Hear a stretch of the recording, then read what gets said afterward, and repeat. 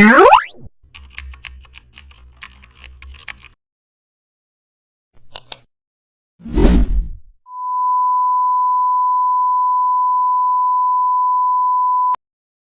back to the channel. Don't forget to like, share and subscribe for more updates. Today we are explore an amazing topic of Photoshop, how to create Instagram promotional poster using editable shapes.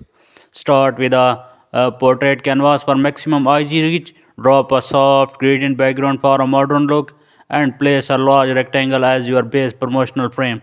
Use diagonal custom shapes to add motion and energy. Then add a circle behind the product to highlight it beautifully. Now use shape subtraction to curve stylish cutouts in layout and add your text inside shape-based text boxes for clean alignment.